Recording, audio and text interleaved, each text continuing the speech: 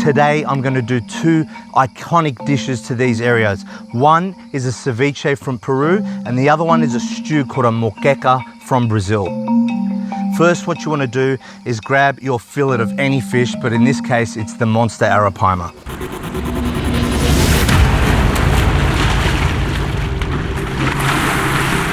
Oh my God, look at the size of this thing. This thing is an absolute monster. You want to cut really thin cubes out of your fillet, just like so. Nice, beautiful little bite-sized pieces of fish is perfect. Now the next step is a bit of seasoning, salt. Then you want some pepper. And then we're going to add some lemon or lime juice. You want to add some chopped red onion and garlic, and then some coriander or cilantro. And then just with your hands, I want you to stir that through. Really marinate that meat, let it soak into that protein. Ideally, you want this to sit overnight, but I'm sure this will taste amazing either way. Now you want to add a few tomatoes for acidity. That's really going to add some nice acid into this. I like the texture of the tomato, so I'm going to just split these cherry tomatoes in half. Add your tomatoes in. Squash them in like that. There we go.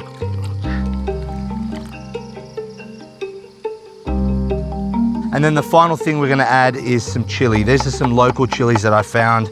It's always good to have a little bit of kick in every single ceviche you do.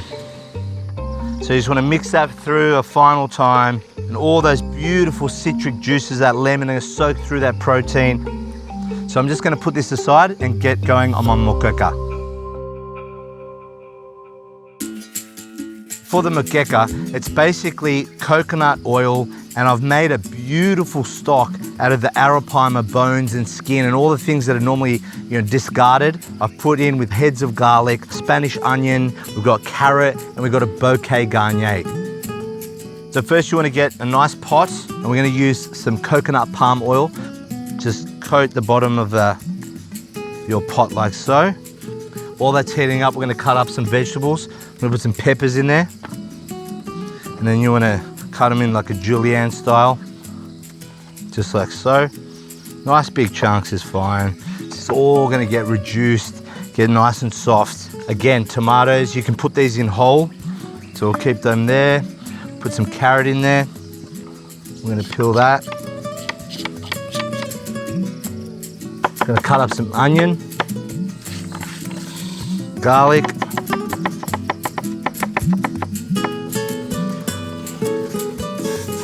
beautiful.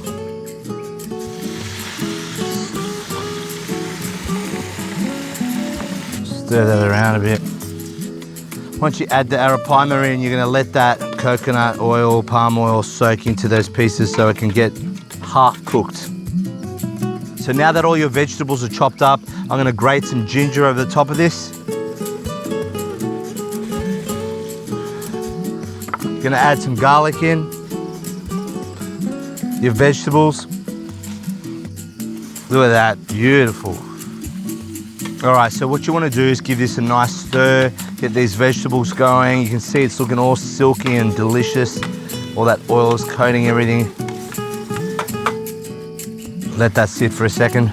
So we're going to add some cayenne pepper here, some turmeric, some cumin, and some tomato paste.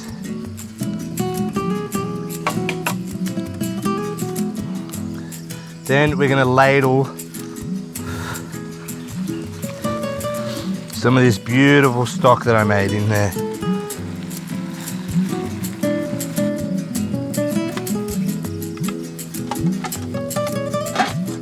So while that's simmering away, I'm going to chop up some more herbs, some parsley, some coriander. I'm going to add that in.